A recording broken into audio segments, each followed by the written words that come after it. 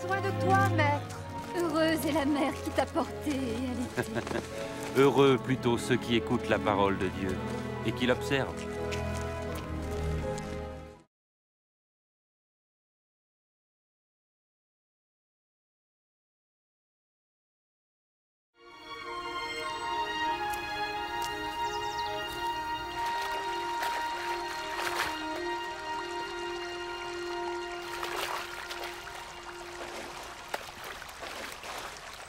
Apprends-nous à prier, comme Jean l'a appris à ses disciples. Quand vous priez, dites « Notre Père qui es aux cieux, que ton nom soit sanctifié, que ton règne vienne, que ta volonté soit faite sur la terre comme au ciel. Donne-nous chaque jour notre pain quotidien. Pardonne-nous nos offenses, comme nous pardonnons aussi à ceux qui nous ont offensés. Protège-nous contre la tentation et délivre-nous du mal. »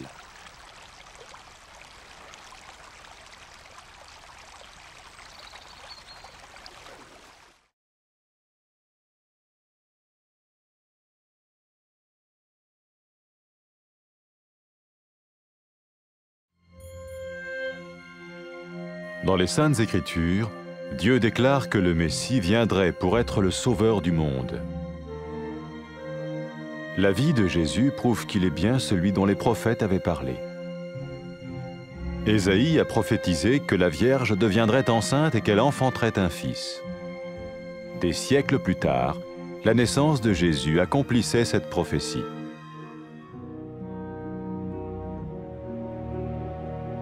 Les Saintes Écritures déclaraient que le saint à naître serait appelé le Fils de Dieu. Cela signifiait que Jésus serait le Fils de Dieu au sens spirituel et non au sens physique. Nous le voyons par sa manière de vivre. Il a guéri des malades, il a pardonné leurs péchés, les a ramenés à Dieu et leur a promis une place dans le royaume éternel de Dieu. Il s'est offert lui-même en sacrifice pour le péché à leur place. Puis il est revenu à la vie, victorieux sur la mort selon le plan de Dieu. Jésus a dit « Personne ne me prend la vie, mais je la donne de ma propre volonté. »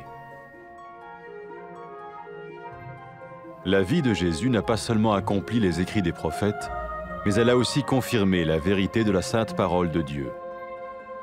Les prophètes avaient écrit « Ta parole, ô mon Dieu, est parfaite, elle dure à toujours. » Jésus lui-même a dit « Le ciel et la terre disparaîtront, tandis que mes paroles ne disparaîtront jamais. »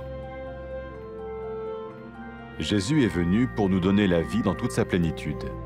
Et quand l'homme a désobéi à Dieu dans le jardin d'Éden, il a choisi sa propre voie et ses actions l'ont séparé du Créateur.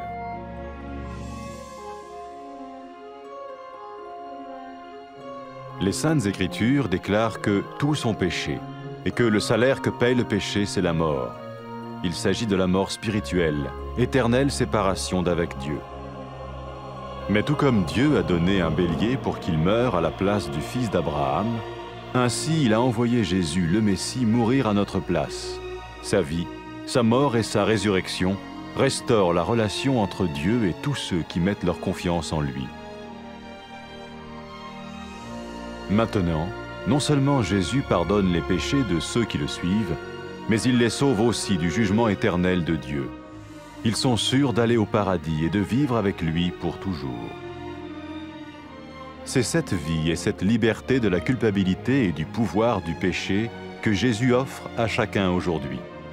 Cela ne veut pas dire suivre une religion, mais choisir d'avoir foi en Jésus qui dit « Je me tiens à la porte et je frappe. Si quelqu'un entend ma voix et ouvre la porte, j'entrerai chez lui. »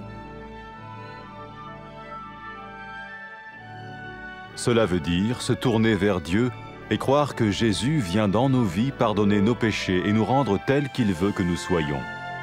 Il ne suffit pas d'approuver intellectuellement ce qu'il dit, ni de vivre une expérience émotionnelle. Nous le recevons par grâce, au moyen de la foi, par un acte de notre volonté. Lorsque quelqu'un est prêt à suivre Jésus le Messie, il peut lui parler par une simple prière. Peut-être êtes-vous prêt maintenant à ouvrir votre vie à Dieu. Si oui, vous pouvez vous joindre à la prière suivante, silencieusement. dans votre cœur. Seigneur Jésus, j'ai besoin de toi. Merci d'être mort sur la croix pour mes péchés.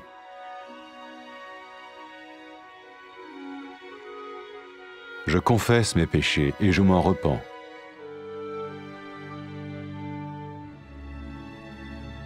Je t'ouvre la porte de ma vie et je te reçois comme mon Sauveur et Seigneur.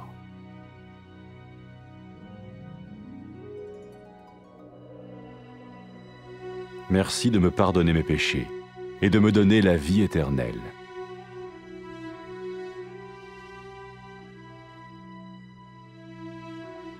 Fais de moi le genre de personne que tu veux que je sois. Maintenant que je deviens l'un de ceux qui te suivent. Amen.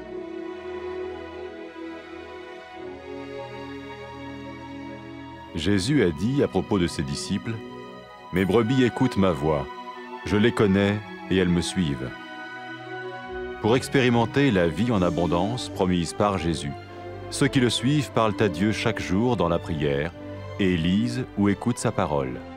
Ils parlent de lui à d'autres personnes et rencontrent régulièrement ceux qui l'aiment et le suivent. N'oubliez pas sa merveilleuse promesse. Tout pouvoir m'a été donné dans le ciel et sur la terre. Et sachez-le, je vais être avec vous tous les jours, jusqu'à la fin du monde.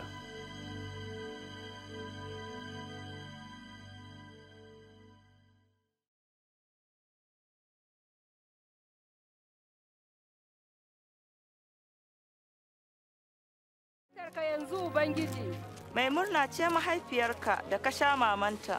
Albarka ta tabbata ga masu jin maganar Allah, suna kiyayewa.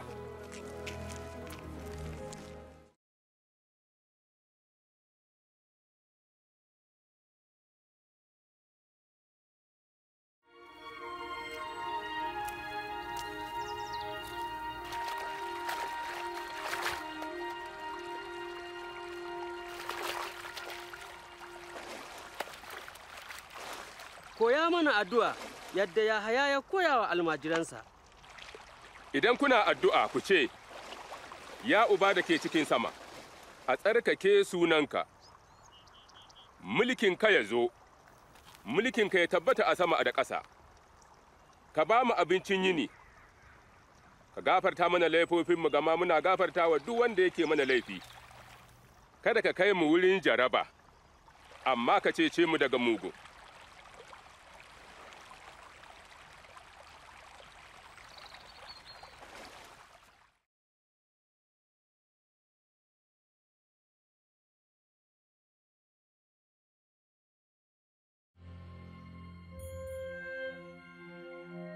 Cikin littafi mai tsarki Allah ya shaida almasihu zai zo ya ceci dukkan duniya. Rayuwar Yesu ta shaida lallai shine annabawa suka yi zancen zuwansa. Annabi Ishaya ya ce, wata budurwa za ta yi ciki ta haifi ɗa. Bayan shekaru da dama haihuwar Yesu ta cika wannan annabcin.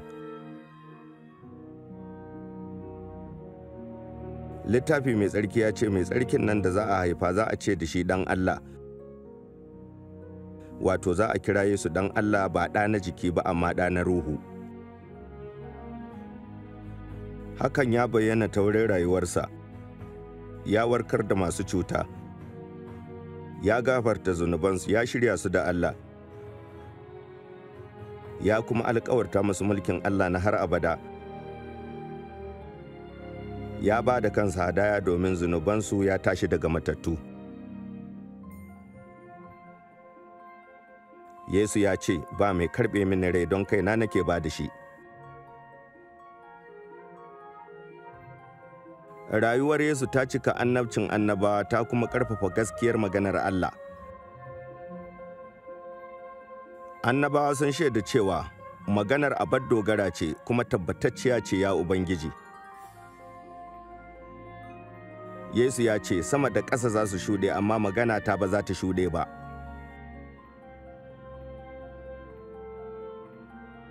Yesu ya zo ya ba mu rai a yalwace. Ganin yadda mutum ya yi wa Allah rashin biyayya a gonar Adanin, mutum ya zaɓi bin hanyarsa wadda ta raba shi da mahaliccinsa.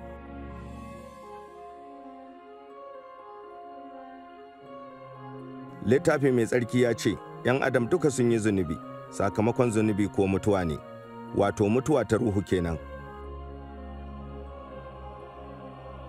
Kamar yadda Allah ya tanada rago a maimakon ɗan Ibrahim, haka Allah ya aiko almasihu ya mutu a madadinmu.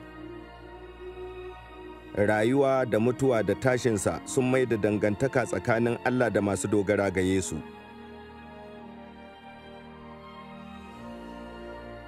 Yanzu masu bin Yesu ba gafarta zunubansu kadai aka yi ba, amma an cece su daga hukunci, an tabbatar musu da shiga aljanna. Rai da ‘yanci daga ikon zunubi ne Yesu ke ba kowa a yau. Ba bin wani addini ba, amma ana zancen gaskata Yesu wanda ya ce, "Gane nan tsaye a bakin ƙofa ina ƙwanƙwasawa." Kowa ya ji murya ta ya buɗe ƙofar sai in shiga wurinsa.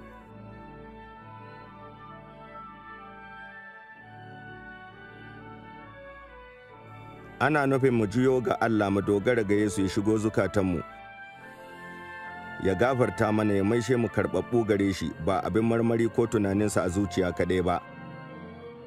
Karɓarsa za mu yi da son ranmu ta wurin alheri saboda ban gaskiya. Duk wanda ke so ya zama mai bin Yesu almasihu zai iya magana da shi cikin addu'a.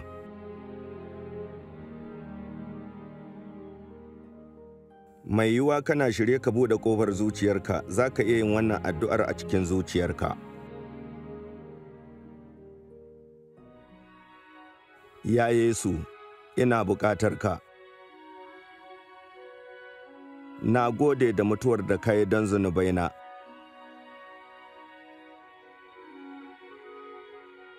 Na furta zunubaina da roƙon gafara.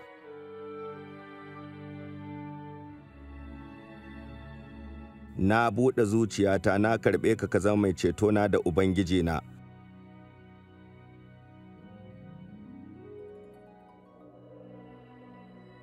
Na gode domin gafarar zunubaina, ka bani raina har abada.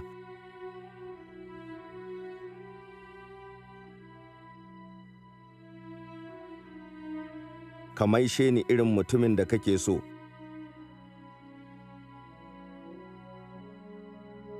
Yanzu da na zama cikin masu binka. Amin.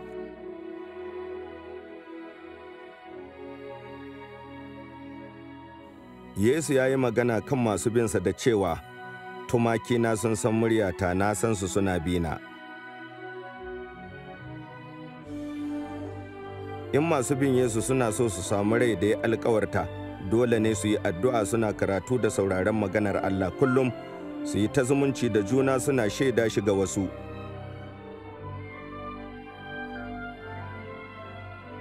Tuna da alkawarinsa cewa, "An mallaka mini dukkan iko a sama da ƙasa, gashi ni kuma ina tare da ku har matuƙar zamani."